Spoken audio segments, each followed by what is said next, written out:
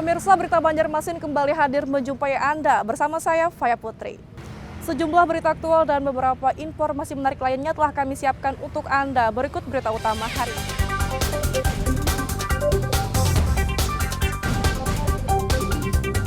Kebakaran di permukiman padat penduduk di kota Banjarmasin menghanguskan 7 rumah.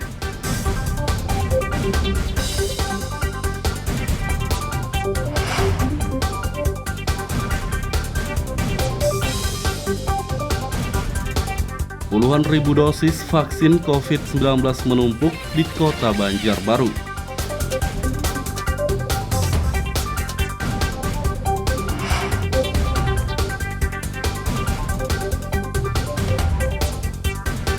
Pengusaha reklame di sepanjang kawasan Ahmad Yani Banjarmasin diberi SP3.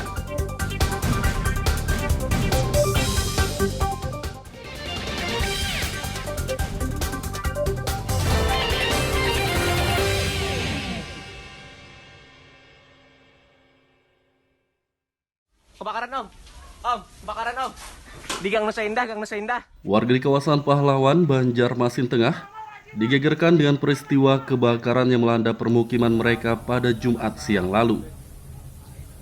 Kebakaran di permukiman padat penduduk yang terjadi di saat salat Jumat tersebut menghanguskan 7 bangunan rumah.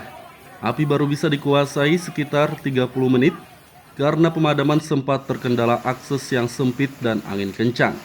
Ketua RT 01 Idi Jaryanur menduga api bermula muncul dari salah satu rumah warga bernama Safari hingga merembet ke bangunan rumah lainnya. Atau apa maksudnya atapnya aja nah cuma semprot atau apa yang di ranjah bubuhannya kah kayak betul. Nah, dinaiki bubuhannya menyemprot nah itu ya. Ada ya, korban jiwa kah? Pon rumah pian warga tuh apa dapurnya aja bungkas tuh nah buat bubuhannya menerobos tuh. Oh, ini nah, lain karena atapnya api ada juga tadi tuh di muka sini. Kena api aja tapi kena api. Cuma bubuhannya menaiki tuh nah. Tinggi enak memadamkan. Asal mula api dari mana, Pak? Ujar saktinya tadi kan awak persembahyangan bisa jamin lah. Jadi yang bubuhannya kira-kira di Wadah Safari itu ya. Wadah Ici. Nah, itu Wadah Ici ya ada, tapi kada pasti juga Bang lah bubuhannya hantam sembahyangan Bang. Diduga aja gitu nah. Kompor kah atau apakah dugaannya itu Pak? Listrik kah atau apa? Pun belum tahu lagi lah. Ada korban jiwa kah Jer, Pak? Kada dala. Jadi totalnya yang parah ada Parah tuh 4. Oke. Yang ringan 3. Tidak ada korban jiwa dalam peristiwa ini, namun kerugian ditaksir mencapai ratusan juta rupiah. Sedangkan penyebab kebakaran belum diketahui. Dari kota Banjarmasin, Lutfi Darlan dan Hafiz Rahman melaporkan. Minta tolong unitnya kebakaran di Semanda 6. Selain di kawasan Pahlawan, Banjarmasin Tengah, kebakaran juga terjadi di kawasan Pramuka, Banjarmasin Timur pada Sabtu malam. Kebakaran yang terjadi pada pukul 20 WITA tersebut menghanguskan satu bangunan rumah kontrakan yang terdiri dari 10 pintu. Akses menuju lokasi kebakaran yang sempit cukup menyulitkan anggota pemadam kebakaran hingga api baru bisa dikuasai sekitar 1 jam. Ketua RT 32 M. Marcel menduga kebakaran terjadi akibat hubungan pendek arus listrik atau korsleting karena api bermula muncul dari salah satu kamar kontrakan kosong yang ditinggal penghuninya pulang kampung. Ada semua, tapi yang asal api tadi kosong. asal api tadi itu dibedakan itu kosong, orangnya baru pulang kampung. Nah, ditinggal. Itu tadi dapat informasi kita langsung dari TKP. Ya. Sampai saat ini Pak, sudah ada kepolisian untuk melakukan pengecekan dulu Pak? Sudah ada tadi kita sudah bersama pemirsa sama Kamtibnas. Untuk sampai saat ini cuma bedakan nggak atau ada yang lain? Bedakan ada sebelum itu dan ada rumah bertingkat, ada satu dapur saja Pak ya. Ada korban jiwa Pak? Untuk sementara belum ada. Belum tahu kita Belum ada laporan juga. kita belum masuk ke dalam. Masalahnya dalam kondisi sekarang kan bisa masuk. Tidak ada korban jiwa dalam peristiwa ini, namun kerugian ditaksir mencapai ratusan juta rupiah. Dari kota Banjarmasin, Lutfi Darlan dan Hafiz Rahman melaporkan. 20-an. Ya, setelah pengumuman itu dari Menteri Dalam Negeri, ternyata Banjarmasin. Program vaksinasi COVID-19 di kota Banjarbaru tidak berjalan dengan optimal, sehingga stok vaksin berjumlah puluhan ribu dosis menumpuk di kota berjuluk idaman ini.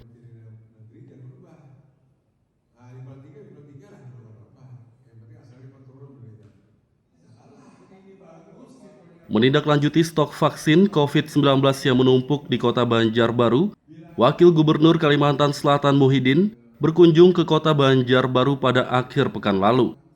Muhyiddin menyatakan sisa stok vaksin COVID-19 di Dinas Kesehatan Kota Banjarbaru kini bertambah menjadi sekitar 57.000 dosis.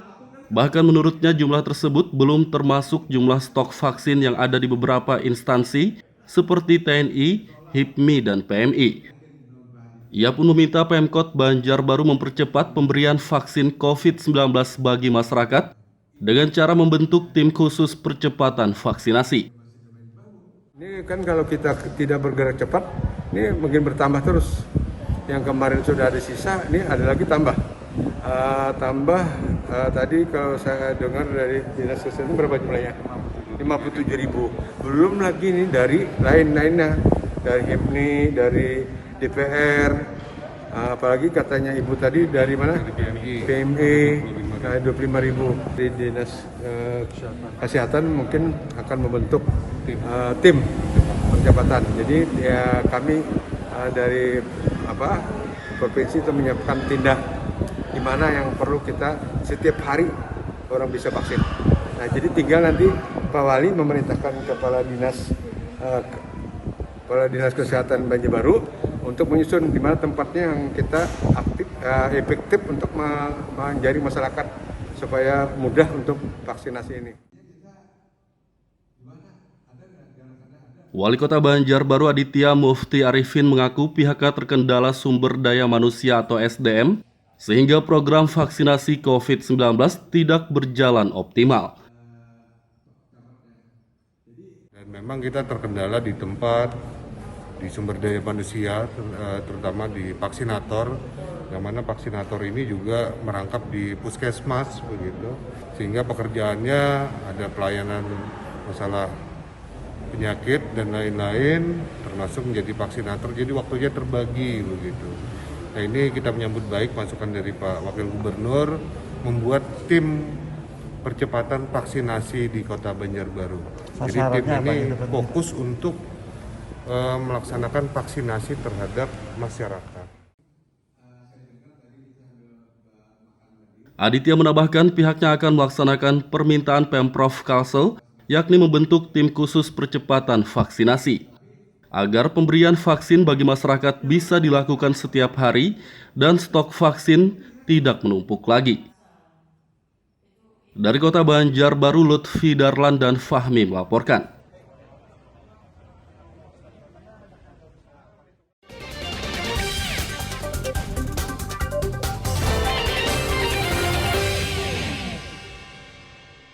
Pemirsa, masih bersama kami dalam Berita Banjarmasin. Bagi Anda yang baru bergabung, berikut Berita Banjarmasin utama hari ini.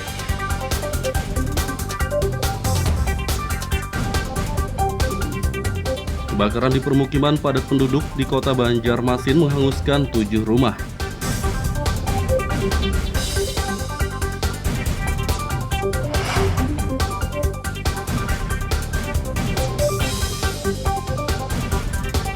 Puluhan ribu dosis vaksin COVID-19 menumpuk di Kota Banjarbaru.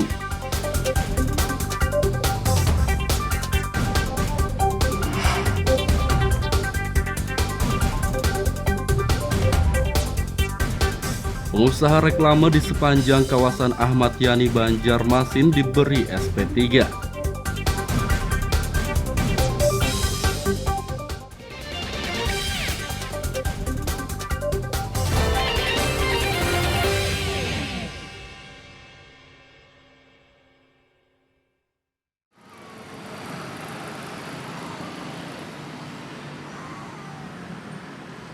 Pengusaha reklame di sepanjang kawasan Ahmad Yani, Banjarmasin kembali diberi surat peringatan SP yang ketiga oleh Satuan Polisi Pamong Praja Satpol PP Kota Banjarmasin.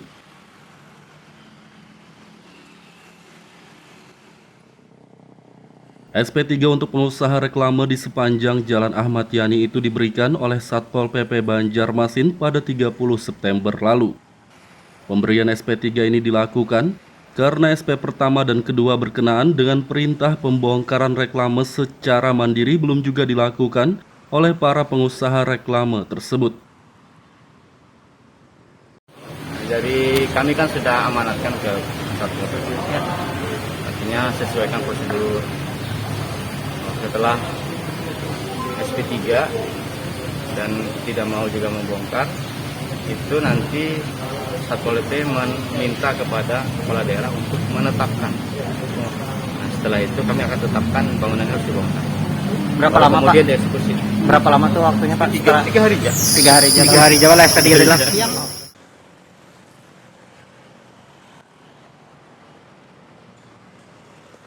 Setelah pemberian SP3 ini, pengusaha reklame di sepanjang kawasan Ahmad Yani, Banjarmasin diberi waktu beberapa hari untuk membongkar sendiri bangunan reklame mereka. Jika reklame tersebut tidak juga dibongkar, maka Satpol PP Banjarmasin akan menertibkannya. Dari Kota Banjarmasin, Lutfi Darlan dan Fudael melaporkan.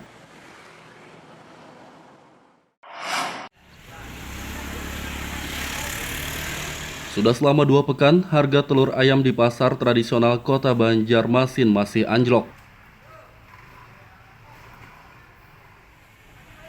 Terpantau di Pasar Baru Sentra Antasari, Banjarmasin pada Minggu pagi, harga telur ayam yang semula berkisar Rp22 hingga Rp23.000 per kilogram, masih anjlok di kisaran harga Rp18 hingga Rp19.000 per kilogramnya. Salah satu pedagang, Hori, menduga anjloknya harga telur ayam selama 2 pekan terakhir ini disebabkan pasokan dan stok telur ayam yang berlimpah. Setengah bulanan sudah. Setengah bulan lah. Iya, setengah bulanan. Sebelumnya harganya berapa Bang? Harganya 22 sampai 23 per kilonya.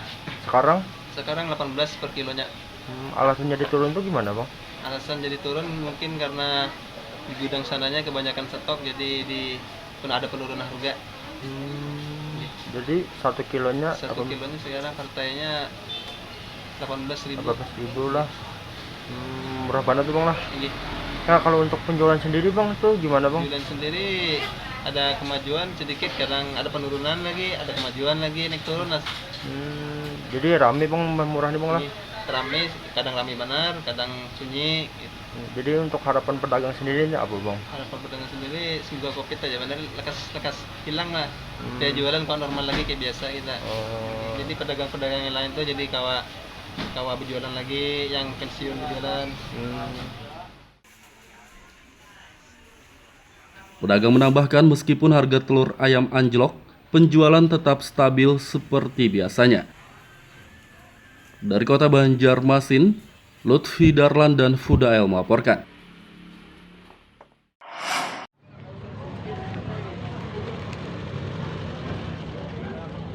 Berakhir sudah kesulitan air bersih yang dirasakan warga Desa Suarangan, Kecamatan Jorong, Kabupaten Tanah Laut. Karena kini salah satu warga berhasil menciptakan formula yang dapat mengubah air payau yang rasanya asin menjadi layak konsumsi.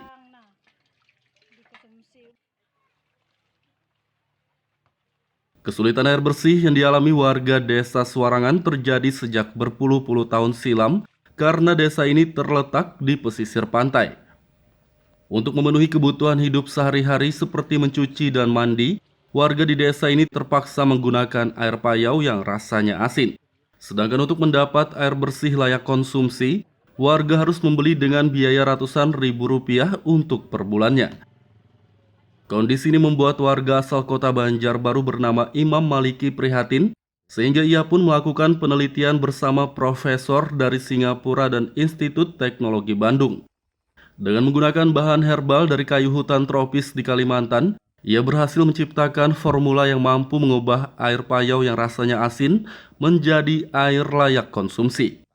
Imam berharap Formula ini dapat dikembangkan untuk membantu warga desa lainnya yang juga bermukim di pesisir pantai. Sudah 3 tahun yang lalu, bahkan sudah lama ya kita sudah melihat di daerah pantai itu kebanyakan masyarakat pantai kekurangan air bersih. Makanya kita melakukan penelitian selama 3 tahun, baru ketemu formula.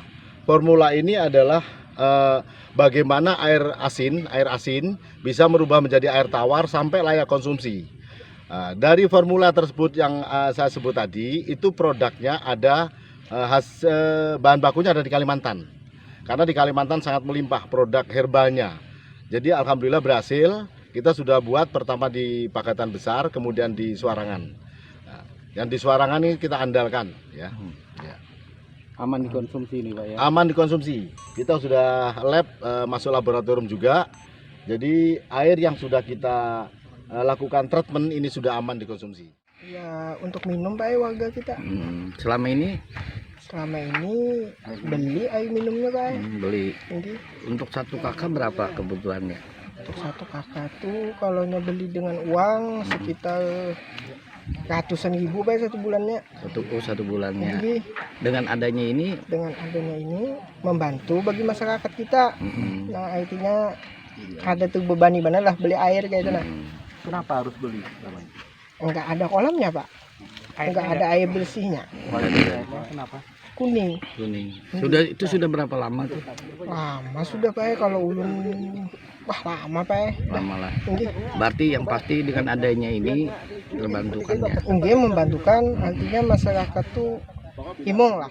Soalnya kan kita sebelum adanya ini beli air itu setiap harinya hampir 20.000 per hari Pak. Dengan adanya ini mudah-mudahan lancar jalannya sampai ke rumah-rumah dan tidak membeli lagi, kan sangat membantu. Lumayan kan 20.000 sehari Pak. Kalau kesulitan air bersih berapa lama sih sebelumnya? Hampir dari dulu Pak, dari kecil ya? Dari kecil sampai sekarang masih sulit air. Artinya ini sangat bermanfaat sekali ya? Sangat bermanfaat Pak.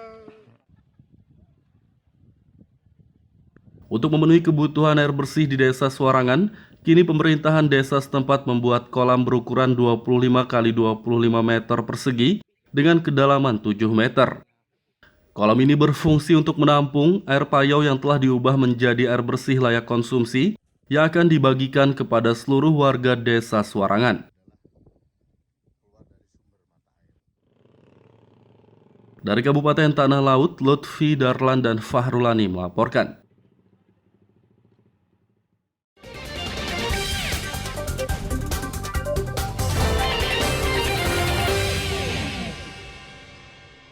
Pemirsa, masih bersama kami dalam Berita Banjarmasin. Bagi Anda yang baru bergabung, berikut Berita Banjarmasin utama hari ini.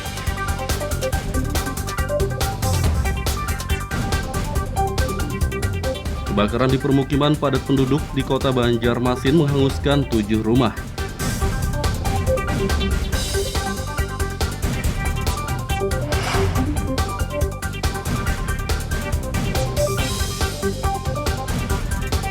Puluhan ribu dosis vaksin COVID-19 menumpuk di Kota Banjarbaru.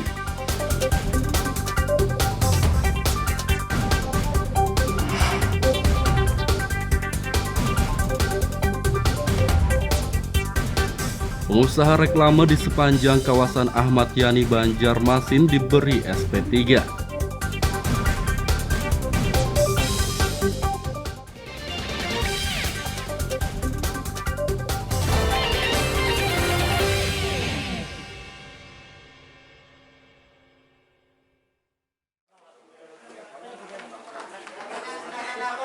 Puluhan peserta ikuti kejuaraan catur cepat terbatas yang digelar oleh Persatuan Catur Seluruh Indonesia Percasi Kota Banjarmasin. Kejuaraan catur cepat untuk atlet dan umum tersebut digelar di aula salah satu hotel di kawasan Ahmad Yani Banjarmasin Timur pada Minggu pagi. Ketua Percasi Banjarmasin Sudrajat mengatakan kejuaraan catur cepat ini digelar dalam rangka memperingati HUT Banjarmasin ke-495.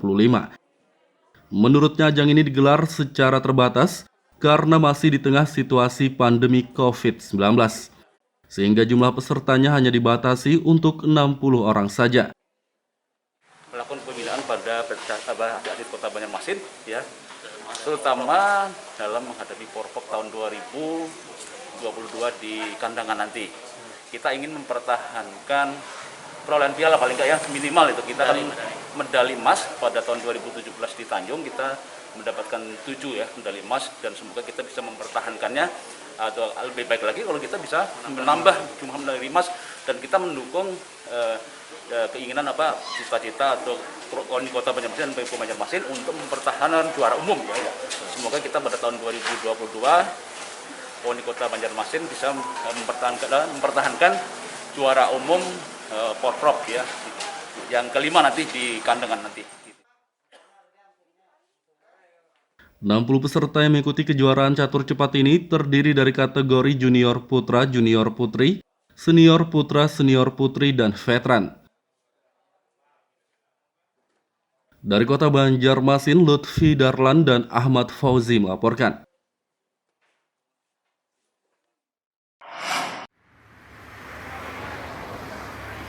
Warga desa Anjir Muara Lama, Kabupaten Batola yang taat membayar pajak bumi dan bangunan atau PBB berkesempatan mendapat hadiah undian yang disediakan oleh pemerintah desa setempat.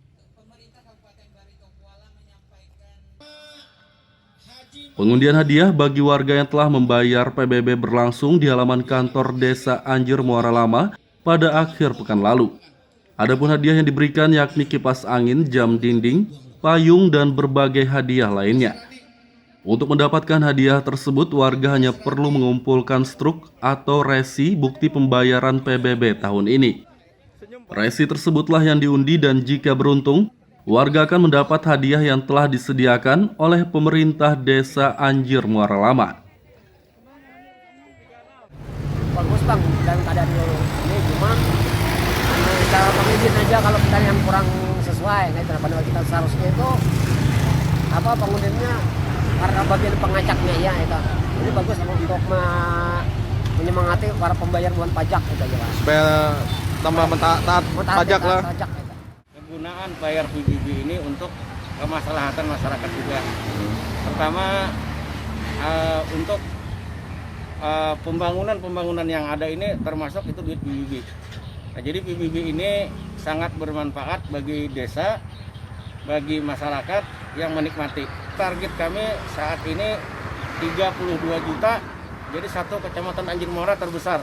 Itu per tahun lah? Per tahun 32 juta, alhamdulillah saat ini terbesar juga penagihan PBB 71%. Hadiah undian ini diharapkan dapat meningkatkan kesadaran warga dalam membayar pajak bumi dan bangunan.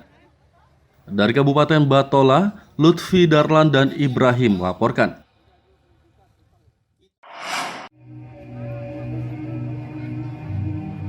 Untuk mengingat sejarah kelam bangsa Indonesia, ratusan warga desa Kolam Kanan, Kecamatan Wanaraya, Kabupaten Batola, menggelar nonton bareng nobar film Gerakan 30 September G30 SPKI.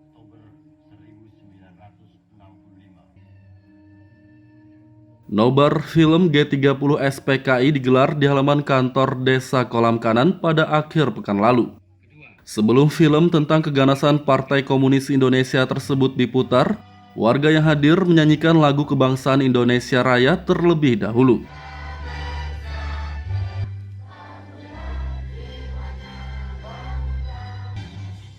Kegiatan nobar film G30 SPKI yang berdurasi lebih dari 2 jam ini diikuti ratusan warga desa Kolam Kanan, dari anak-anak, dewasa, hingga warga lanjut usia lansia.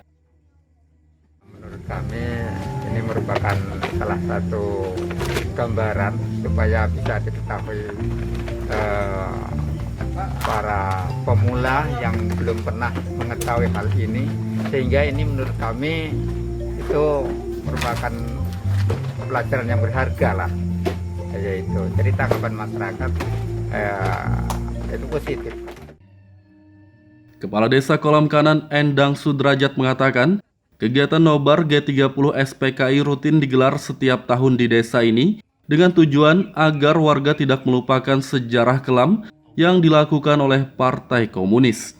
Tujuannya agar jangan lupakan sejarah, agar generasi penerus terutama anak-anak mengingat betapa kejaman Partai Komunis Indonesia yang terjadi di tahun 1965, dan kita harapkan rasa nasionalis cinta tanah air kepada anak-anak semakin mencintai negeri ini, semakin mencintai merah putih, sehingga kita anak-anak waspada terhadap neokomunis baru.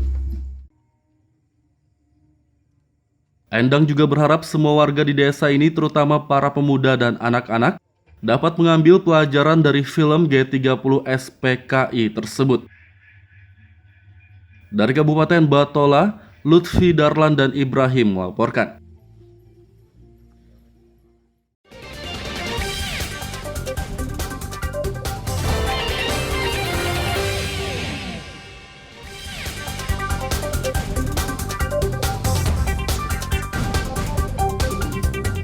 Kebakaran di permukiman padat penduduk di Kota Banjarmasin menghanguskan 7 rumah.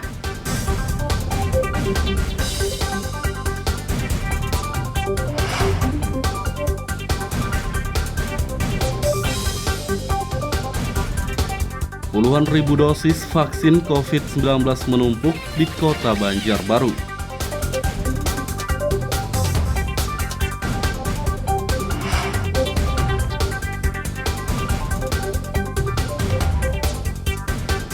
Pengusaha reklame di sepanjang kawasan Ahmad Yani Banjarmasin diberi SP3.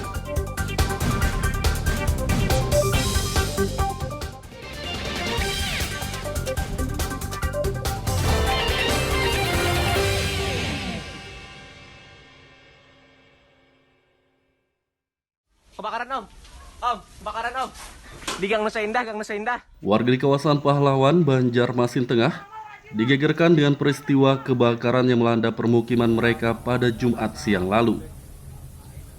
Kebakaran di permukiman padat penduduk yang terjadi di saat salat Jumat tersebut menghanguskan 7 bangunan rumah. Api baru bisa dikuasai sekitar 30 menit karena pemadaman sempat terkendala akses yang sempit dan angin kencang. Ketua RT 01 Idi Jaryanur menduga api bermula muncul dari salah satu rumah warga bernama Safari hingga merembet ke bangunan rumah lainnya. Atau apa maksudnya atapnya aja hancur, masuk semprot atau apa yang di ranjah bubuhannya kah kayak betul.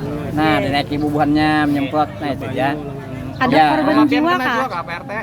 Rumah pian rumah warga tuh apa dapurnya aja bungkas tuh, nah bas bubuhannya menerobos tuh. Oh, inggih lain karena atapnya ada juga tadi tuh di muka sini. Kena api aja tapi. Ada kenapa? Cuma bubuhannya menaiki tuh. Inggih enak pemadam makan.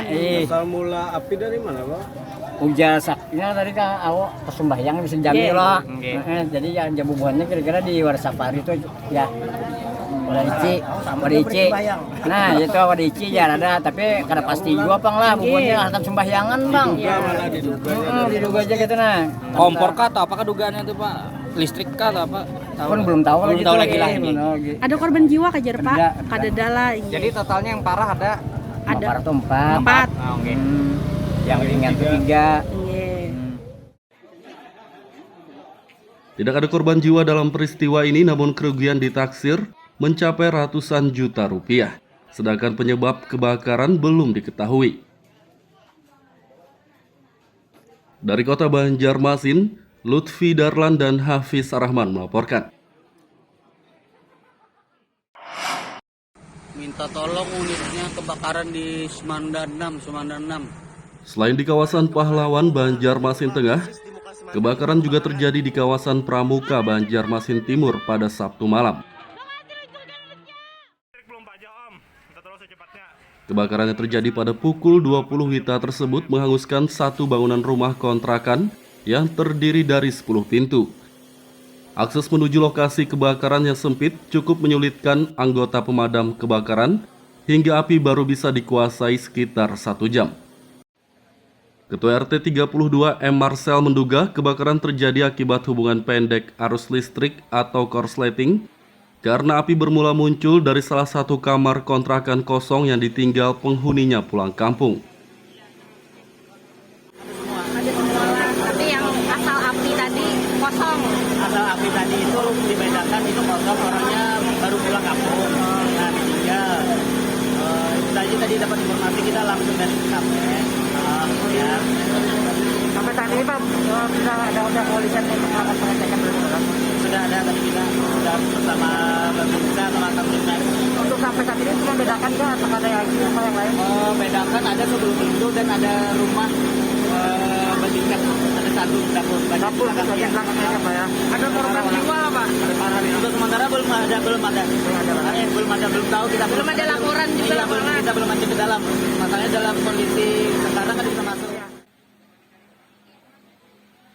Tidak ada korban jiwa dalam peristiwa ini, namun kerugian ditaksir mencapai ratusan juta rupiah. Dari kota Banjarmasin, Lutfi Darlan dan Hafiz Rahman melaporkan.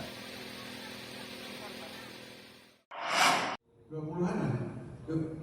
Ya, setelah pengumuman itu dari Menteri Dalam Negeri, ternyata Banjarmasin. Program vaksinasi COVID-19 di kota Banjarbaru tidak berjalan dengan optimal, sehingga stok vaksin berjumlah puluhan ribu dosis menumpuk di kota berjuluk idaman ini.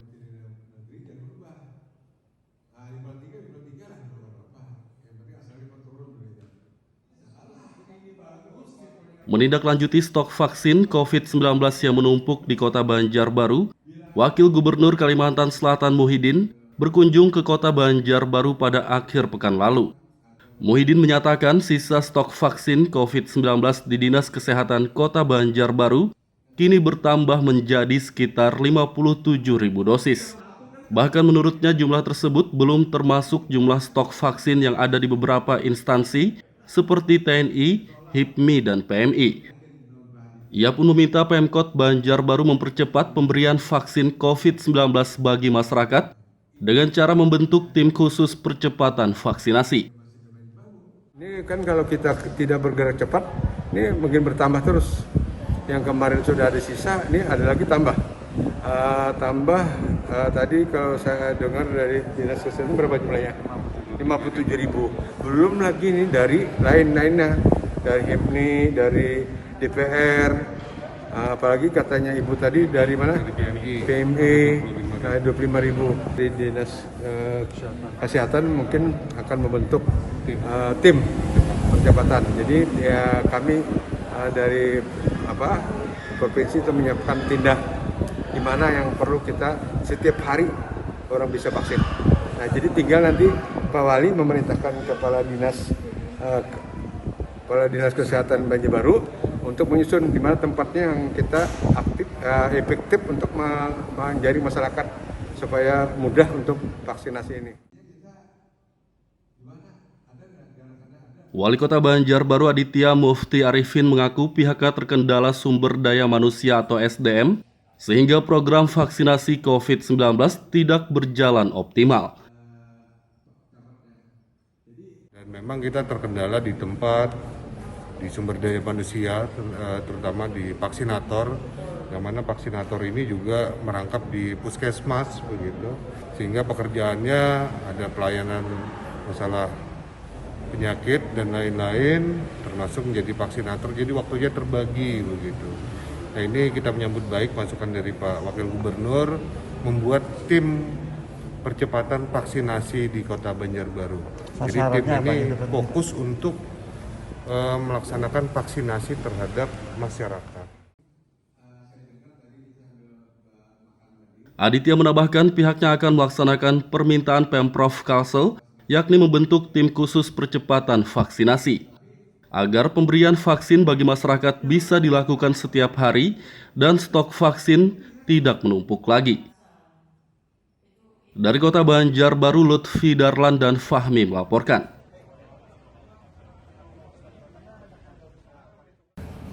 Pemirsa, informasi tadi sekaligus menutup perjumpaan kita kali ini. Saya Faya Putri beserta redaksi mengucapkan selamat beraktivitas, sampai jumpa.